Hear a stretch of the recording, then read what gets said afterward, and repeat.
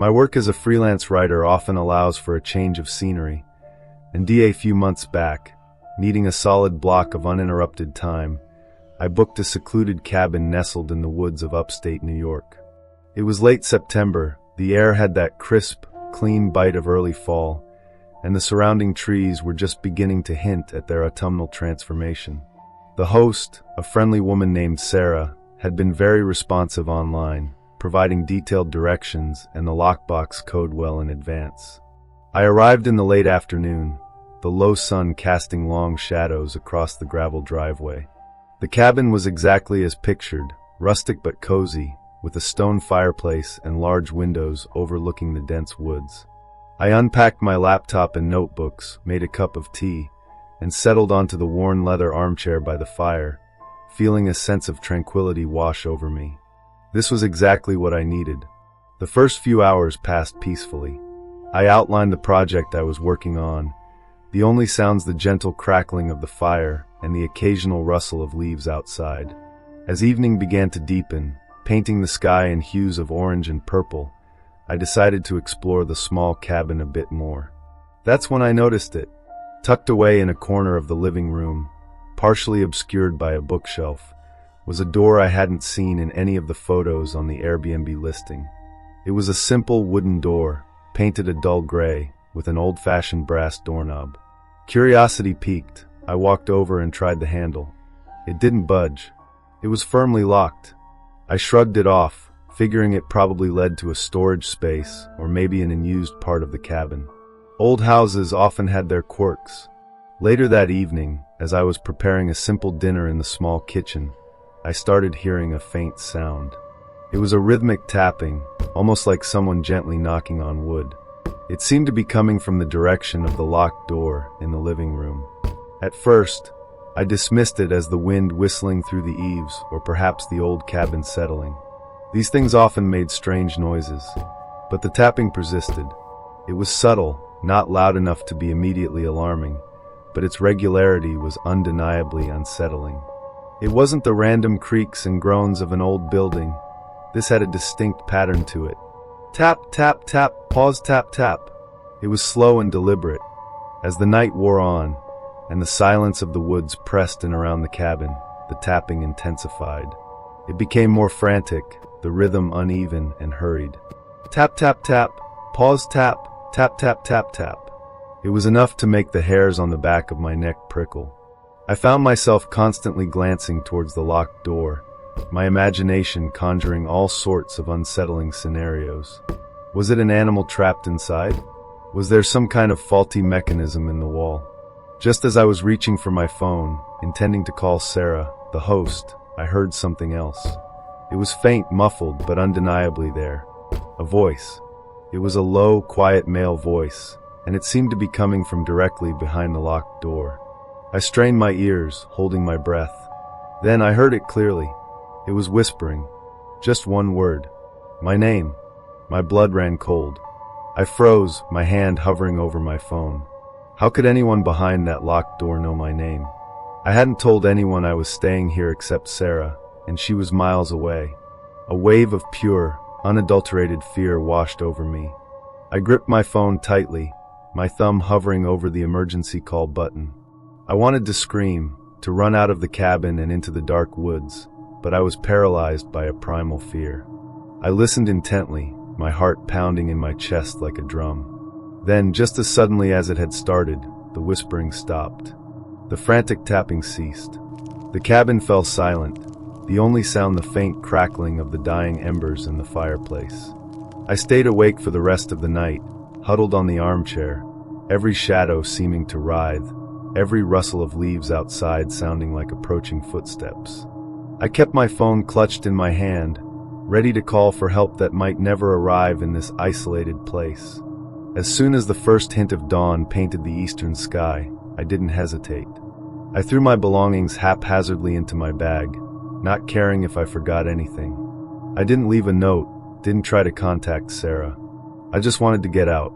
I practically ran to my car, fumbling with the keys in my shaking hand. As I drove away, I glanced back at the cabin, its windows dark and silent. I never found out who, or what, was behind that locked door. I never understood how they knew my name. And to this day, the thought of locked, unseen rooms in unfamiliar places still sends a shiver down my spine. Now, whenever I book an Airbnb, I meticulously scrutinize every single detail of the listing, zooming in on every photograph. And the slightest hint of a locked door in a place I'm staying alone is enough to make me cancel the reservation without a second thought. Some questions are better left unanswered, and some silences are far more terrifying than any scream.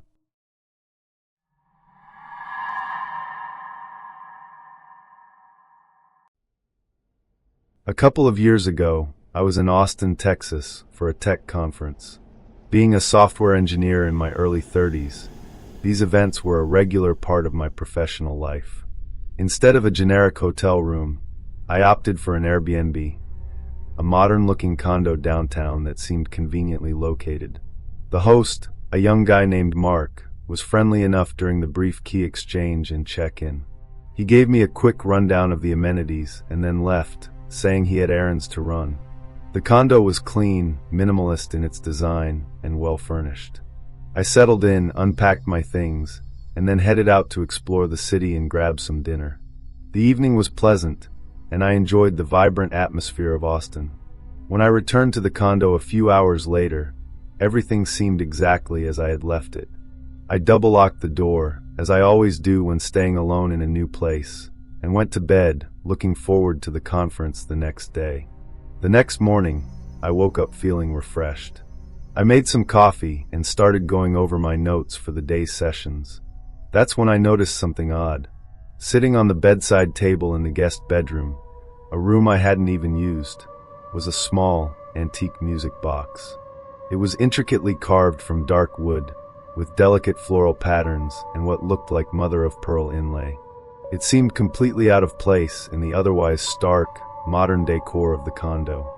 I distinctly remembered that night when I briefly glanced into the guest bedroom before settling into the master bedroom. There was nothing on that nightstand. Absolutely nothing. A wave of unease washed over me. Had Mark come back into the condo while I was out? That seemed unlikely, as he had given me the only set of keys. Maybe the cleaning crew had placed it there, although it felt like a very personal item for a rental. I walked into the guest bedroom, a strange curiosity mixed with a growing sense of discomfort. I picked up the music box. It felt heavier than it looked. I tried to open the lid, but it was firmly locked. There was no key in sight. I turned it over in my hands, examining the detailed carvings. It felt old, like something that had been passed down through generations. I decided to put it back on the nightstand and try to forget about it. I had a busy day at the conference ahead of me, but the image of that antique music box in the modern room kept nagging at the back of my mind. Later that day, after a long and somewhat draining series of presentations, I returned to the condo. I was tired and just wanted to relax. As I walked into the living room, I noticed something immediately. The music box was no longer in the guest bedroom. It was now sitting on the kitchen counter, right next to my laptop bag. My heart skipped a beat. I hadn't touched it since the morning. I was absolutely certain of that. A cold feeling spread through me. This wasn't right. This wasn't just a misplaced item. That night, I had trouble falling asleep. Every creak of the building, every distant siren, amplified in the silence of the condo. Just as I was finally drifting off, I heard it. A faint, tinkling sound. It was the unmistakable melody of a music box. I sat bolt upright in bed, my senses on high alert. The sound seemed to be coming from somewhere within the condo. I got out of bed and cautiously walked towards the living room, trying to pinpoint the source. As soon as I moved, the music stopped. I stood there in the silence, my skin crawling. I checked every room, every corner, but the music box was nowhere to be seen. I even looked inside cabinets and under furniture. Nothing. Exhausted and thoroughly creeped out, I went back to bed, leaving the lights on. I barely slept. The next morning, I woke up with a feeling of dread. I knew I had to get out of there. I quickly packed my bags, my eyes constantly scanning the condo. As I walked past the guest bedroom, I stopped dead in my tracks. The antique music box was back on the nightstand, exactly where I had first seen it. I didn't hesitate. I grabbed my suitcase and walked out of the condo, locking the door behind me. I left the music box sitting there. I didn't contact Mark, the host. I just wanted to put as much distance as possible between myself and that strange object. To this day, I still wonder who owned that music box and why it seemed to be moving around the condo on its own. Was there someone else in the apartment? Was it some kind of bizarre prank? Or was there something else going on, something I couldn't explain? Now, the first thing I do when I check into an Airbnb is take photos of every single room. And if anything ever appears or disappears without explanation, I don't stick around to find out why. Some mysteries are best left unsolved, especially when they make the hairs on your arms stand on end in the dead of night.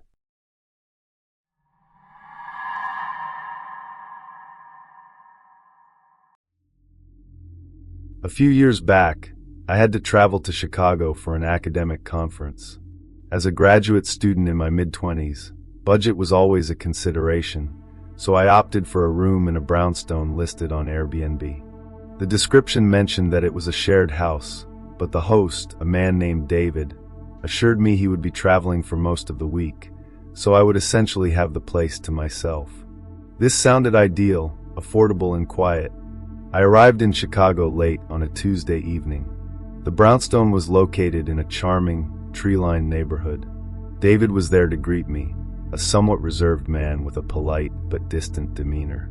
He gave me a quick tour of the house, showing me my small but comfortable room on the second floor and the shared bathroom and kitchen downstairs.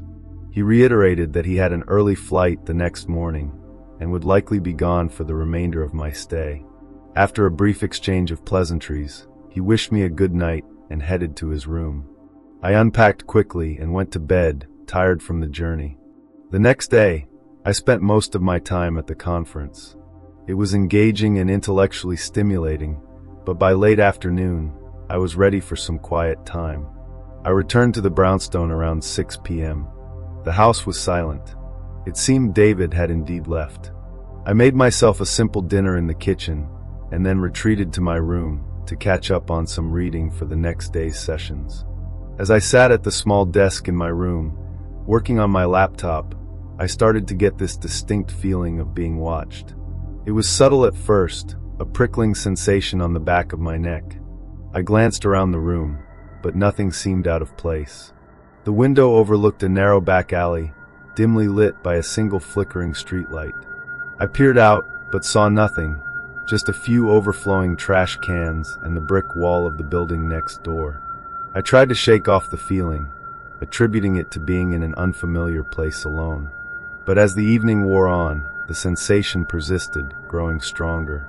Even when I moved around the shared spaces downstairs to make a cup of tea, I felt like someone's gaze was fixed on me. I would often glance over my shoulder, half expecting to see someone standing there, but there was never anyone. That evening, as I was preparing a late-night snack in the kitchen, I caught a fleeting glimpse of movement in the hallway just outside the doorway. It was a shadow, a figure standing completely still in the dim light.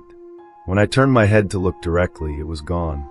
I told myself it was just my tired eyes playing tricks on me, the shadows playing games in the old house. Later, around 11 p.m., I decided to call it a night. As I was brushing my teeth in the upstairs bathroom, I glanced out the window. My heart lurched. Standing across the street, just outside the hazy circle of the streetlight, was a figure. It was difficult to make out details in the darkness, but the figure was clearly facing the brownstone, seemingly looking directly at the window of my room. A cold dread washed over me. This wasn't my imagination. Someone was out there watching. The figure remained motionless for what felt like an eternity. I quickly finished brushing my teeth and retreated to my room, locking the door behind me. I drew the thin curtains across the window, but the image of that silent watcher across the street was burned into my mind. I spent a restless night, every creak of the old house sounding like footsteps, every rustle of leaves outside my window making me jump. I kept imagining the figure still standing out there, in the darkness, just watching. As soon as the first light of dawn crept through the curtains, I couldn't get out of that house fast enough. I packed my bags quickly and quietly, my movements fueled by a nervous energy. I didn't bother making breakfast. I just wanted to leave. I crept downstairs, the silence of the house amplifying my anxiety. I didn't see or hear anyone. I left the key on the kitchen counter, just as David had instructed upon my departure. I didn't leave a note, didn't try to contact him. I just walked out the front door and didn't look back. To this day, I have no idea who that person was standing across the street. Was it David, the host, watching me for some unknown reason? Was it a neighbor? Or was it someone else entirely, someone with more sinister intentions? I never found out. Now, whenever I book an Airbnb, especially in a shared house, I always pay extra attention to the surroundings, especially at night. And the feeling of being watched, that unsettling prickle on the back of my neck, is a sensation I hope I never experience again. Some silences are not peaceful. They are filled with the weight of unseen eyes.